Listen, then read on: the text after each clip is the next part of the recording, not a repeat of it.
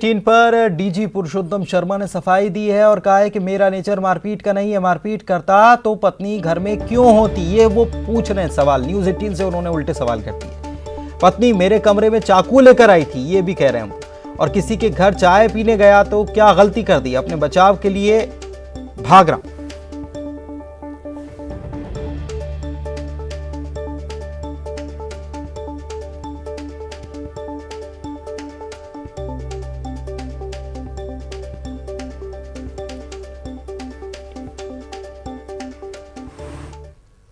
ये बिल्कुल सही बात है।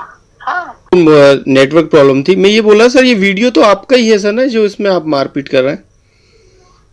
यार मैं फिर कह रहा हूँ, आप मुझसे वर्षन ले रहे हो, मेरी पत्नी से लो ना भैया। नहीं सर, मैं तो पुष्टि करेंगे ना, और उनसे पूछना 2008 में उनके खिलाफ आपने कार्रवाई की, फिर भी आप उनके घर में रुके हो। जी जी। और आप फिर यदि अपने घर में छोड़ के क्यों नहीं जा रहे हो, आप लड़के के यहाँ क्यों नहीं रहते हो। सही बात है। हाँ? ये बिल्कुल सही बात है। हाँ। नेटवर्क प्रॉब्लम थी। मैं ये बोला सर, ये वीडियो तो आपका ही है सर ना, जो इसमें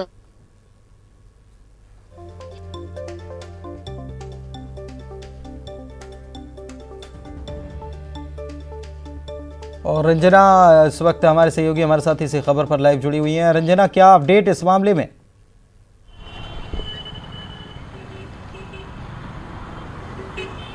जी पुनीत, बिल्कुल आपने सुना कि जिस तरह से जो डीजी पुरुषोत्तम शर्मा है, उन्होंने कहा है कि वो अगर उनकी पत्नी को उनसे बहुत ज़्यादा दिक्कत है तो वो उनको छोड़ क्यों नहीं देती हैं। 2008 में भी जब इस तरह का मामला हुआ था, तब से वो क्यों उनके साथ रह रही हैं और वो अपने बेटे के पास क्यों नहीं चली जाती। और उन्होंने ये बात भी कही है कि उनकी बीते 5 सालों से अपने बेटे से किसी भी तरह से कोई बात नहीं हुई है, लेकिन कल जिस तरह से वीडियो में वो मारपीट करते हुए नजर आए थे, उस बात से उन्होंने फिलहाल साफ इनकार किया है। और जो डीजी पुरुषोत्तम शर्मा है, उनका यही कहना है कि उनका जो व्यवहार है, उनका जो नेचर है, वो मारपीट करने का नहीं है, क्योंकि एक तरह से वो घिरते हुए नजर तो जरूर आ रहे हैं पुनीत यहाँ पर, क्योंकि एक पुलिस अधिकारी को इस तरह से मारपीट करना तो शोभा बिल्कुल भी नहीं देता है, क्योंकि जिनके हाथों में महिलाओं की सुरक्षा और पूरे प्रदेश भर की कानून व्यवस्था हो, ऐसे में पुलिस अधिकारी अगर इस तरह का रवैया करेंगे तो जाहिर सी बात है कि एक पुलिस की जो अच्छी छवि है या पुलिस अधिकारी की जो अच्छी छवि है, वो जरूर जनता के सामने नहीं जाएगी। लेकिन वीडियो में जिस तरह से पुलिस अधिकारी की पत्नी जरूर कह रही है कि इनकी जो शिकायत है वो वरिष्ठ पुलिस अधिकारियों तक जरूर पहुंचाई जाए,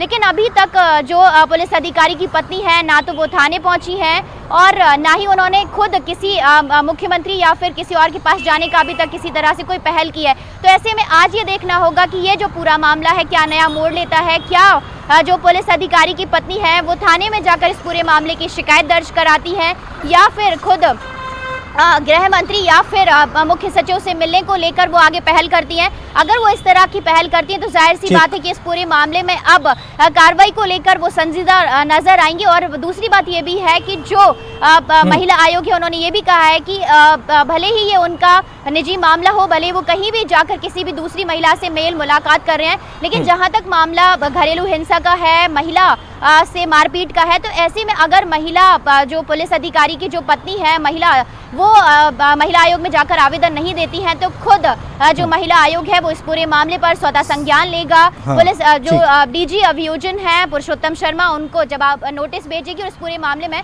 जवाब उनसे मांगा जाएगा। बहुत बहुत शुक्रिया रंजना आपका इस जानकारी के लिए। तो अगर ये जो पहला वीडियो जो सामने आया मारपीट का, इस मामले में ये कहा गया कि अगर वो शिकायत नहीं दर्ज कराएंगे तो स्वतः संज्ञान भी लिया जा सकता है। मनोज हमारे सहयोगी हमारे साथ जुड़े हुए हैं। मनोज, इस मामले में और कोई नया अपडेट सामने आया क्या? उनकी पत्नी से क्या सामने आने वाली हैं?